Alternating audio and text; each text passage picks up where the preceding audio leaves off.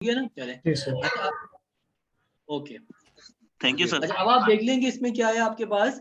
सबसे पहले ये सिक्योरिटी वायलेशन बताइए, पहला क्या है, जरा इसमें कोई रीड करना चाहेगा? फर्स्ट जो सिनारियो है, आप में से कोई रीड करे फर्स्ट सिनारियो। सर ये लिखा है, user A transmit a file to user B, the file contains sensitive information that's to be protected from disclosure. User C, who is not authorized to read the file, is able to monitor the transmission and capture a copy of the file during its transmission. सही है। अब देखिए ये पहला scenario था, इसमें basically क्या है आप देख सकते हैं कि हमारे पास क्या है, 3 यूजर्स हैं, सही है। एक यूजर जो है आपके पास ये है, सही है, और दूसरा यूजर जो है आपके पास ये है, इसको आपने कह दिया यूजर बी है, यूजर ए है, और एक यूजर आपका कौन सा सी है, सही है। 3 यूजर है, सही है। अब ये सब लोग क्या है, नेटवर्क का हिस्सा है, सही है, आपस में क्या है, इंटरकनेक्टेड है, जब भी तो नेटवर्क है ना, नेटवर्क कंप्यूटर नेटवर्क बना हुआ, सही है। और इसको हमने बना दिया, सही है। और यहाँ पर आप देख सकते हैं कि यहाँ पर जो है हमारे पास जैसे इसको मैं कह दूं कि ये ए है, इसमें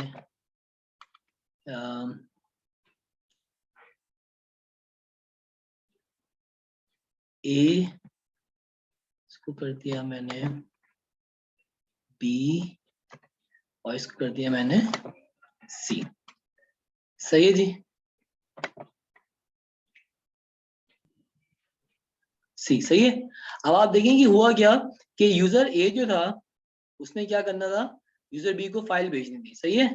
अब चूंकि वो नेटवर्क का हिस्सा है तो क्या हुआ आपके पास कि यहाँ से यहाँ फाइल गई, सही है, मगर यूजर सी जो था, जो कि बीच पे कनेक्टेड हुआ था, उसने उस फाइल को हासिल कर लिया किसी तरह से अनऑथराइज्ड वे में, और उसको रीड करके उसकी कॉपी अपने पास रख ली, सही है। तो ये क्या है आपका, ये थ्रेड है कि आपको समझ में आनी चाहिए कि जब भी आप कनेक्टेड होते हैं तो बाकी जो डिवाइसेस हैं जो आपके नेटवर्क से कनेक्टेड हैं वो आपके फाइल को रीड कर सकते हैं, या उसकी कॉपी जो है वो ड्यूरिंग द ट्रांसमिशन वो किसी तरह से हासिल कर सकते हैं।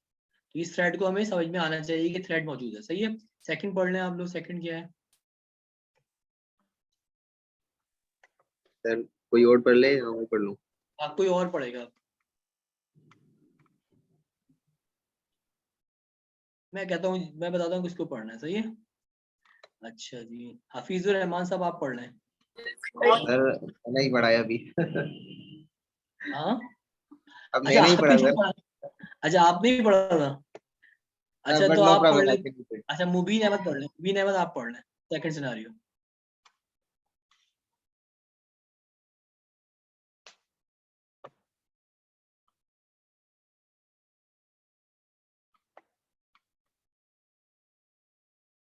मैं पढ़ लूं सर? जी आप पढ़ लें। सर गायब हो गया। गायब हो गया, अब आइए। Okay.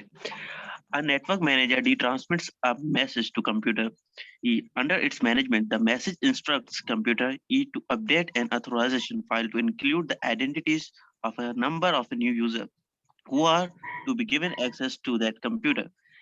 User F intercepts the message, alters its content to add, delete entries, and then forwards the message to E, which accepts the message as coming from message manager D and updates its authorization file accordingly. तो ये कौन था जिसने पढ़ा है? बहुत अच्छा पढ़ा है, मुझे बहुत अच्छा लगा सुनने में। किसने मैं पढ़ा था अबू अभी? बकर। अबू अबू बकर बकर। साहब ने पढ़ा है। अच्छा शाबाश, वेल डन, शाबाश, आपकी रीडिंग अच्छी है बहुत।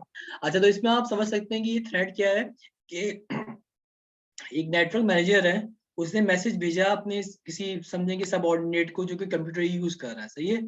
और उसको ये कहा गया कि उसको जो है वो एक फाइल दी गई जिसके अंदर जितने बाकी नए यूजर्स हैं उनकी आइडेंटिटीज दी गई और उनको ऑथराइजेशन फाइल बताया गया, इंस्ट्रक्शन दी गई उसको क्या, किस यूजर को क्या जो है ऑथराइजेशन देनी है, सही है। तो मगर एक और यूजर था ऐप, उसने क्या किया, इस मैसेज को पहले से इंटरसेप्ट कर लिया और इसकी कंटेंट को जो है उसने चेंज कर दिया, कुछ चीजें ऐड कर दी, कुछ डिलीट कर दी, सही है। और फिर वो मैसेज उसने ई को भेजा। तो अब उसको ऐसा लगेगा ई को कि ये मैसेज जो है डी के पास से आया है, जबकि डी वाला मैसेज जो था वो तो चेंज हो गया था, सही है। तो उससे क्या होगा कि जो सारी चीज जो है वो आपके नेटवर्क पे गड़बड़ हो जाएगी। जिन लोगों को अलाउ नहीं होगा उनको अलाउ हो जाएगा, जिनको नहीं अलाउ होगा उनको इस तरह से डिफरेंट आपको प्रिविलेजेस मिल जाएंगे। सही है। थर्ड कौन पढ़ेगा?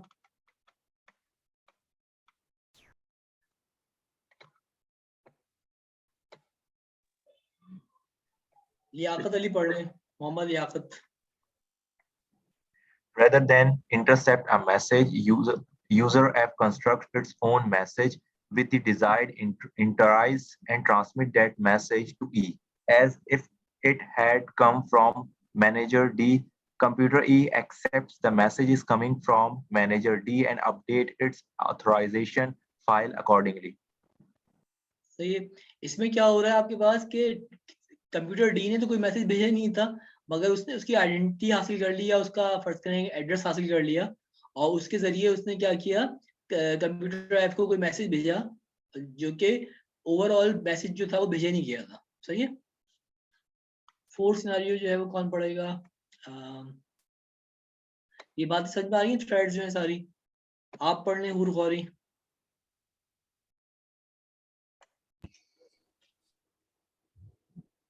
An employee is fired without warning. The personnel manager sends a message to a server system to invalidate the employee's account. When the invalidation is accomplished, the server is to post a notice to the employee's file as confirmation of the action. The employee is able to intercept the message and delay it long enough to make a final access to the server to retrieve sensitive information. The message is then forwarded, the action taken, and the confirmation posted. The employee's action may go unnoticed for some considerable time. सही, शाबाश। तो इसमें आप देखेंगे क्या हुआ कि एक कंपनी में क्या हुआ कि एक एम्प्लॉय को जो था वो निकाल दिया गया। सही है। जब उसको निकाला गया तो जो एचआर मैनेजर था, पर्सनल मैनेजर, उसने सर्वर को, नेटवर्क के सर्वर से कहा कि उसका, जो कि जब आप कोई कहीं जॉब करते हैं तो आपको एक कंप्यूटर दिया जाता है, आपको अकाउंट मिलता है और आपको यूजर, आपको जो सिस्टम होता है उस कंपनी का, उसको आप एक्सेस कर रहे होते हैं। सही है। तो उसने फौरन मैसेज भेजा कि इसके अकाउंट को खत्म करो, इनवैलिडेट करो। सही है। मगर क्या हुआ कि वो जो मैसेज था, जो इनवैलिडेट करने का मैसेज था, उसको जो था उस बंदे को जिसको निकाला गया था, उसने उसको इंटरसेप्ट कर लिया और उसको डिले कर दिया। डिले करके जब उसको गैप मिल गया, टाइम का मौका मिल गया, तो उसने जो जो चीजें चाहिए थी सर्वर के अंदर से हासिल की, जो कि इंपॉर्टेंट इन्फॉर्मेशन थी, जल्दी जल्दी उसने उसको सेव किया अपने पास, और उसके बाद जो है उसने चीजों को फिर आगे बढ़ाया। सही है। तो वो जो डिले आया था, वो ऐसा लगेगा कि नेटवर्क पे जो ये एक सिक्योरिटी वायलेशन थी, मगर ये चीज जो थी वो अननोटिस चली गई, मगर जो था वो सिक्योरिटी वायलेशन जो थी वो हो चुकी थी। सही है। लास्ट जो है वो कौन पढ़ेगा?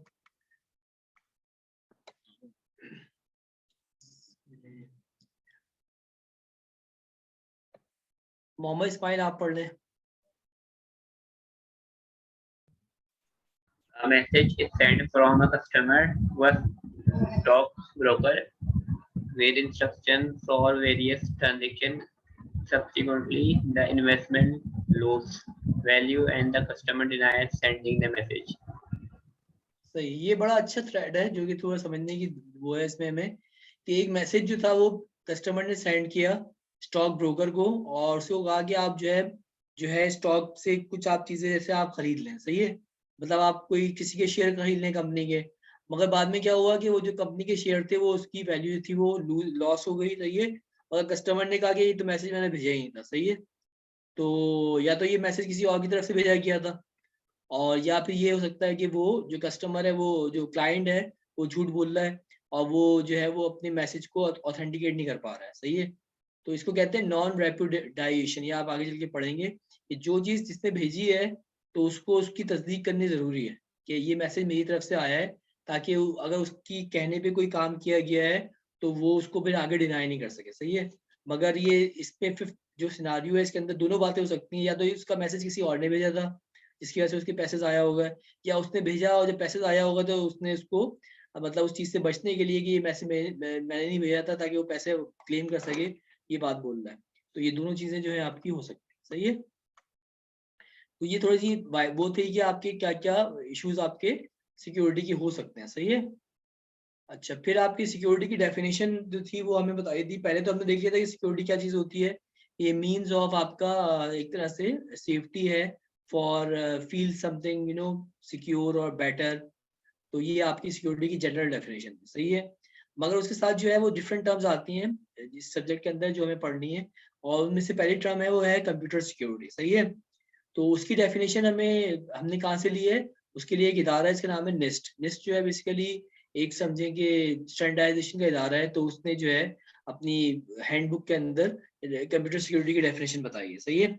तो डेफिनेशन आप देख सकते हैं क्या लिखी हुई है कि the protection afforded to an automated information system in order to attain the applicable objectives of preserving the integrity, availability, and confidentiality of information system resources includes hardware, software, firmware, information data, and telecommunications. सही है। तो ये इसकी एक standard definition है।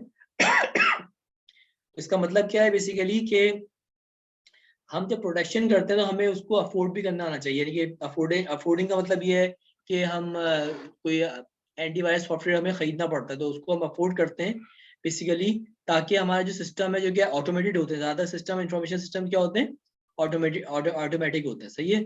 और उसको हम प्रोटेक्शन क्यों प्रोवाइड करते हैं, उसकी हम क्यों अफोर्ड करते हैं प्रोटेक्शन को, ताकि हम खास किस्म के एप्लीकेशन ऑब्जेक्टिव हासिल कर सकें। वो क्या है एप्लीकेशन ऑब्जेक्टिव, कि हमें प्रिजर्व करना है इंटेग्रिटी को। इंटेग्रिटी का आप आगे चल के देखेंगे क्या मतलब होता है, कि जो आपका कंटेंट है उसकी हालत जो है सेम रहे, तो उसको इंटेग्रिटी कहता है, सही है। सेकंड चीज क्या है, आपकी अवेलेबिलिटी को आपको प्रिजर्व करना है, कि आपका डाटा जहाँ पे भी मौजूद है वो हर वक्त आपको अवेलेबल हो, ये ना हो कि कभी आपको वो डाटा आपको अब हासिल करने की जरूरत पड़ रही है आपको और आप हासिल नहीं कर रहे हैं, सही है।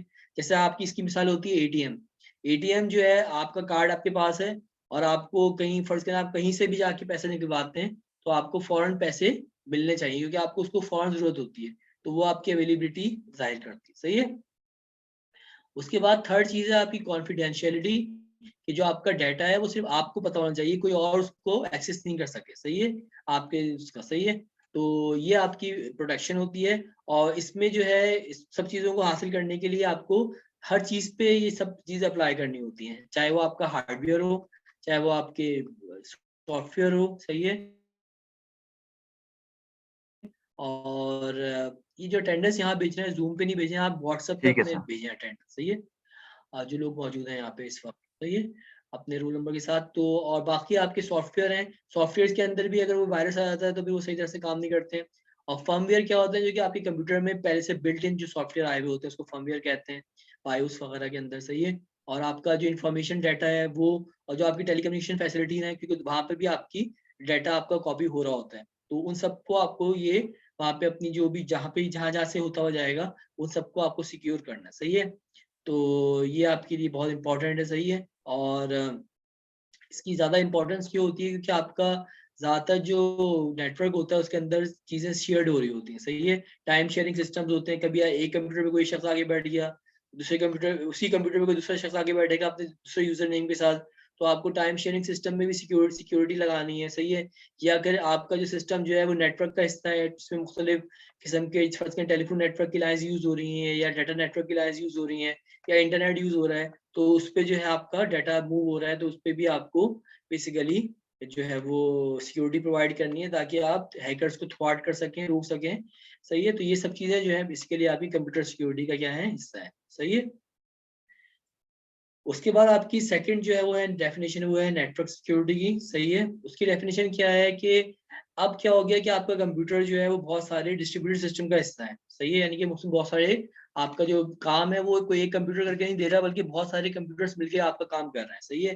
यानी कि अगर आपका कोई फर्ज करें कि प्रिंटर सर्वर है वो किसी और कंप्यूटर पे रखा हुआ है, अगर आपका कोई HTML सर्वर है वो कहीं और रखा हुआ है, ईमेल सर्वर जो है आपके वो कहीं आपके और रखे हुए हैं, इस तरह से जो आपके कोई खास सॉफ्टवेयर हैं वो कहीं और रखे हुए हैं, तो वो आप सिर्फ उसको नेटवर्क के जरिए हिस्सा आप उसको एक्सेस करते हैं, तो और फिर अपना काम आप जो है वो फुलफिल करते हैं। तो ऐसे सिस्टम को कहते हैं आपका डिस्ट्रीब्यूटेड सिस्टम, सही है। और बेसिकली ये सिस्टम जो होते हैं वो क्या करते हैं, आपका नेटवर्क्स को कम्युनिकेशन फैसिलिटीज को यूज कर रहे होते हैं, और इनके ऊपर जो है आपका डाटा मूव करता है आपके एंड यूजर के टर्मिनल से कंप्यूटर से होता हुआ डिफरेंट कंप्यूटर्स में, वो आपस में क्या होता है ट्रैवल करता है। बाद दफा डायरेक्ट आप कम्युनिकेशन कर रहे होते हैं नेटवर्क के अंदर, बाद दफा आप कोई चीजें हासिल कर रहे होते हैं। यही नेटवर्क का बेसिकली आपका मेन ऑब्जेक्टिव है कि इसको कनेक्टेड होना है, कम्युनिकेशन प्रोवाइड करनी है और रिसोर्स को शेयर करना है, सही है। तो ऐसे सिनारियो में जो होता है आपका डाटा खास तौर पे वो कहाँ पे आपका वल्नरेबल हो जाता है ड्यूरिंग द ट्रांसमिशन। तो तो आपको ड्यूरिंग द ट्रांसमिशन जो होती है अपने डाटा को प्रोटेक्ट करना होता है। तो ऐसी सिक्योरिटी को हम कहते हैं नेटवर्क सिक्योरिटी। सही है।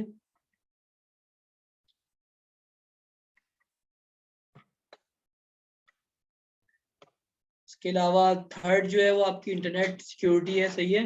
इंटरनेट सिक्योरिटी में बेसिकली क्या है कि वो भी आपकी नेटवर्क सिक्योरिटी का एक हिस्सा है देखा जाए, मगर उसमें खास बात क्या है कि अगर आप जो है वो खास तरह का जो इंटरनेट है, जो कि ग्लोबल हम इंटरनेट यूज करते हैं, जिसमें आपका TCP/IP प्रोटोकॉल चल रहा होता है और आपका जो है वो खास किस्म के IP एड्रेसेस से आप आइडेंटिफाई हो रहे होते हैं। सही है। तो उस पर जो सिक्योरिटी होती है वो आपकी कहलाती है जो है इंटरनेट सिक्योरिटी। सही है। तो वो कैपिटल आई इंटरनेट इसमें यूज किया जाता है। सही है। और उसके अंदर जो है वो आपके मुख्तलिफ किस्म के इश्यूज आ रहे होते हैं, क्योंकि वो ग्लोबल है और हर कोई हैकर जो है उसको एक्सेस कर रहा होता है। सही है। तो वो सब चीजें जो है आपकी जो है वो इंटरनेट सिक्योरिटी में आपकी इस्तेमाल हो रही होती है। सही है। उसके अलावा और भी इसमें कुछ मिसालें बताई कि फिजिकली भी जो है आपके सिस्टम्स के अंदर वायरसेस आ जाते हैं।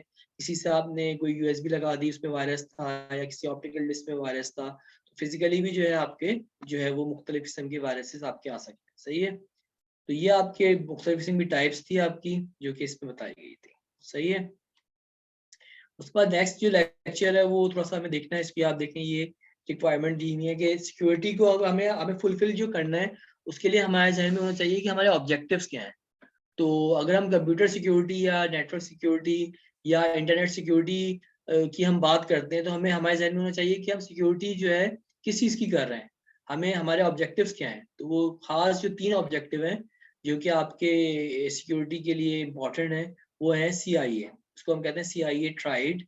और CIA का मतलब क्या होता है? Confidentiality of data and services, integrity of data and services और availability of data and services. ये आपकी रिक्वायरमेंट्स है सिक्योरिटी की। सही है।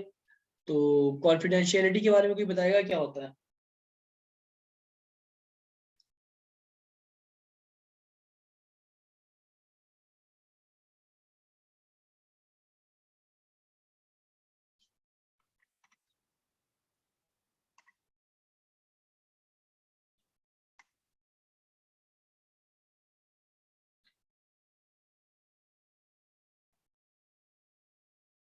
जी, कॉन्फिडेंशियलिटी के बारे में बताइए अब्दुल वासिफ। सर वो कोई ऐसी चीज जो सिक्योर रखनी हो, दूसरे को ना बतानी हो, जो हमारे लिए वो थ्रेट का बायस बने, हमारी ऐसी इंफॉर्मेशन जो हमारे लिए थ्रेट का बायस बने। कॉन्फिडेंशियलिटी का मतलब यही है कि जो डाटा है और सर्विसेज हैं, जो यूजर है वो उसके लिए मखसूस है वो। सही है। कोई और जो है उसको एक्सेस नहीं कर सकता, ना दे सकता है। तो ये चीज कहलाती है कॉन्फिडेंशियलिटी। सही है।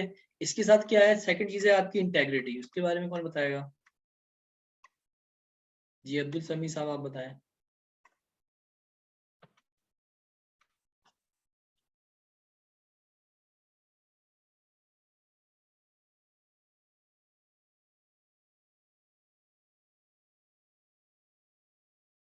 जी इंटेग्रिटी से क्या समझते हैं बताइए। अब्दुल समी आप बताइए।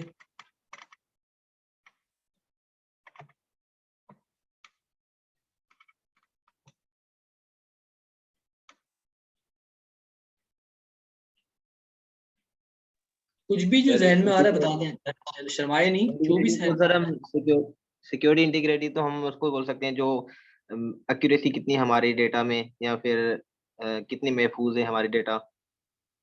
इंटेग्रिटी का मतलब ये है कि आपका डाटा जिस शक्ल में भी रखा हुआ है वो उसी शक्ल में मौजूद होना चाहिए, उसमें कोई तब्दीली नहीं आए।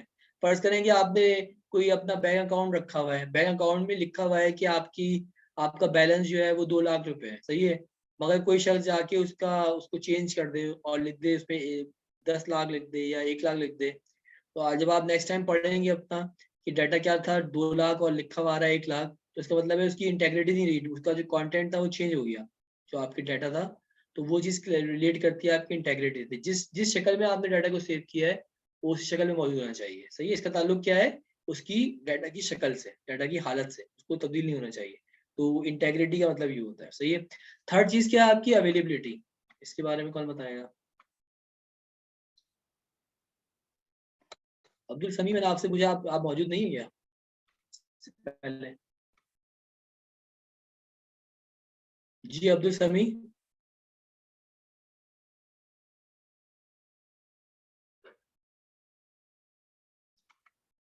आप लोगों को ऑनलाइन होना शो करना जरूरत नहीं है, आपको अब भी बोलना भी है, इंटरेक्टिव भी होना है, वरना तो फिर आपकी अटेंडेंस तो हमें पता नहीं चलेगी।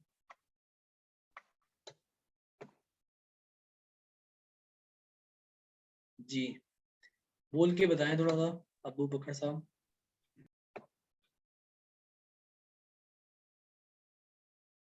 जी अवेलेबिलिटी के बारे में बताइए।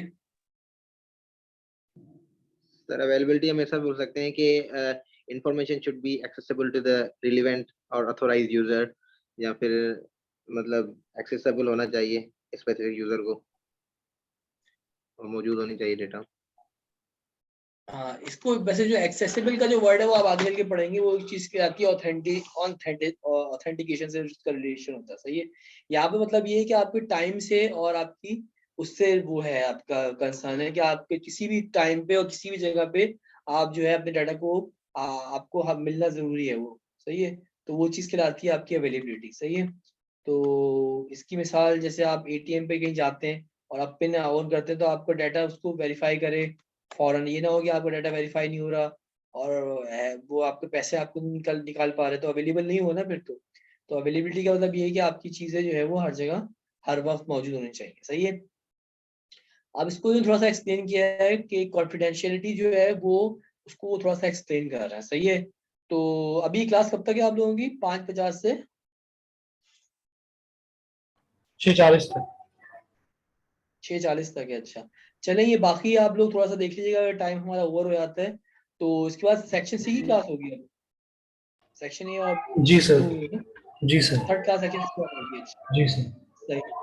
अच्छा तो कॉन्फिडेंशियलिटी जो है वो दो टॉपिक से मिलके बना है, एक है आपका डाटा कॉन्फिडेंशियलिटी और दूसरी है आपकी प्राइवेसी। सही है, तो डाटा कॉन्फिडेंशियलिटी का मतलब ये होता है कि जो डाटा है आपका वो किसी और जो है आपका प्राइवेट डाटा वो से किसी और को जो है वो ना अवेलेबल हो ना डिस्क्लोज किया जाए। अनऑथराइज्ड यूजर को कभी भी आपके डाटा को वो अवेलेबल भी नहीं होगा ना उसको पता चलेगा। सही है, और सेकंड जो कॉन्सेप्ट है कॉन्फिडेंशियलिटी का वो है प्राइवेसी। उसका मतलब ये है कि जो डाटा मौजूद है, सही है, और उसका जो ऑथराइज यूजर है उसके पास टोटल कंट्रोल होना चाहिए कि उस डाटा को जब वो दिल चाहे हासिल कर ले और जब चिल चाहे उसको चेंज कर दे, जिसको उसको भेजना है भेजे, जब जहाँ से उसको हासिल करना है हासिल करे। सही है, तो ये सारी चीजें जो है जो उसका ऑथेंटिकेटेड यूजर है उसके लिए प्राइवेट होनी चाहिए, तो प्राइवेसी जो है मौजूद होनी चाहिए और अनऑथराइज लोगों के लिए वो अलाउ नहीं होना चाहिए। तो ये दोनों चीजें मिलके जो है आपके कॉन्सेप्ट बनाती है कॉन्फिडेंशियलिटी के। सही है, और इसकी कुछ मिसालें दी हुई हैं, इसको आप जाके एक मैंने वेबसाइट दी हुई है, इसको आपको पढ़ना ही आपका एक होमवर्क है। इस वेबसाइट को आपको क्लिक करके, मैं अभी क्लिक करके दिखा देता हूँ, इसमें कुछ चीजें बताई गई हैं आपके। सही है, उसको आपको एक्सप्लोर करना है और नेक्स्ट क्लास में मैं आपकी जो कल क्लास अगर होगी तो उसमें मैं पूछूंगा कि आपने क्या पढ़ा इसमें। सही है, एक तो आपको जो पांचों बुक्स हैं उनको सेव करके उनके फर्स्ट 2 पेजेस पढ़ने हैं, 10 पेजेस पढ़ने हैं, और दूसरा ये वेबसाइट में अभी ओपन कर रहा हूँ, उसका मैं शेयर भी कर दूंगा अभी, इसको आपको पढ़ के आना है। सही है, इस लिंक को। सर बुक्स बस 2 ही आई हैं। जी बुक्स दो 2 तो ही आई वैसे हैं आई है बस। ना, नहीं दो तो आपके पास वैसे आई हैं, मगर जो 3 है वो आप खुद आपको तो बेसिकली खुद डाउनलोड करनी थी ना, वो तो आपके क्लासमेट ने कहा कि ये बाकी 2 डाउनलोड नहीं हो रही थी इसलिए मैंने इसको अपलोड कर दिया। सही है, ठीक बाकी है 3 को सर। आप लिंक पे क्लिक करेंगे तो आपको खुद आप वो हो जाएगा वो। सही है, ठीक है सर।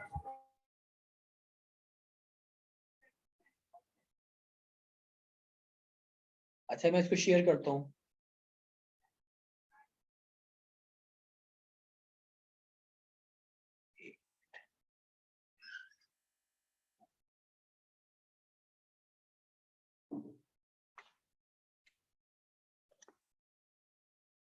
सही है, आपको मैंने वेबसाइट भी शेयर कर दी, आप लोगों को नजर आ रही है?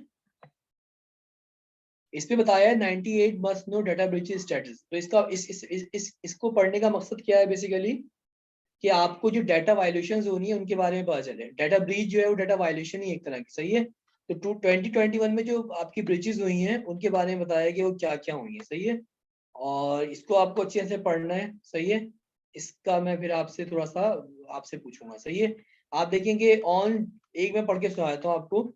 On January 22, 2020, a customer support database holding over 280 million Microsoft customer record was left unprotected on the web। सही है, तो ये एक डेटाबेस था जो कि आपका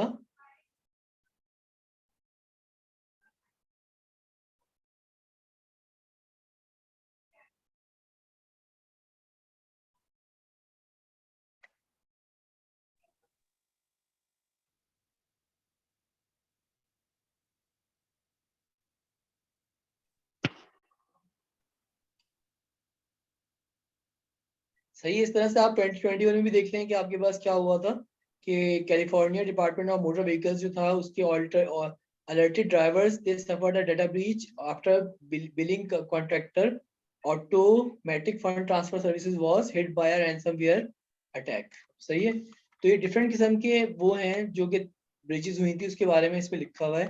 तो इसका मकसद ये है कि आप लोग पढ़ेंगे तो इससे आपको थोड़ा सा अंदाजा होगा कि ये जो आपके डाटा वायलेशन है ये क्या होती है। सही है। तो ये आप लोग, आपके पास 3-4 दिन का टाइम है, इसको आप पढ़ लीजिएगा। सही है। पॉसिबल है ये पढ़ना?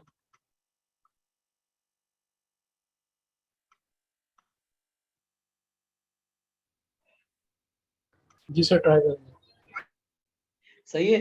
तो बस अब आपकी क्लास हम एंड करते हैं। आप लोग सारी अटेंडेंसेस जो है व्हाट्सएप पे अपने नाम और ग्रुप के साथ सेंड कर दीजिएगा। और मैं 2 होमवर्क आपको बता दिए हैं। सही है। एक तो आपको 5 बुक्स के फर्स्ट 2 पेजेस पढ़ने हैं, आपके जो वो हैं फर्स्ट चैप्टर के 2-2 पेजेस पढ़ने। तो टोटल 10 पेजेस आप पढ़ लेंगे, रीड कर लेंगे समझ के, फिर आप मुझे मैं किसी पूछूंगा आपको एक्सप्लेन करना। और दूसरा आपको क्या करना है, ये जो मैंने वेबसाइट बताई है इसकी आपको थ्रेड्स थोड़ा से पढ़ना है। तो अटेंडेंस आप लोग सेंड कर दीजिएगा व्हाट्सएप पे। सही है। यहाँ पे ग्रुप बी पे।